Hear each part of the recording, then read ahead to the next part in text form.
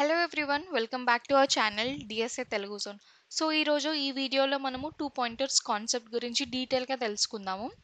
అసలు two pointers అంటే ఏంటి, వీటి టైప్స్ ఏంటి, అండ్ కొన్ని రియల్ లైఫ్ ఎగ్జాంపుల్స్ అండ్ వీటిని ఎక్కడ యూజ్ చేస్తాము అనేది ఈ వీడియోలో చూద్దాము. మీరు కనుక లీడ్ కోడ్ ఓపెన్ చేసి చూస్తే ఇక్కడ టూ పాయింటర్స్ మీద 215 క్వశ్చన్స్ ఉన్నాయి. అంటే అప్పుడే మీకు అర్థమైపోవాలి ఈ టూ పాయింటర్స్ కాన్సెప్ట్ అనేది ఎంత ఇంపార్టెంట్ అని.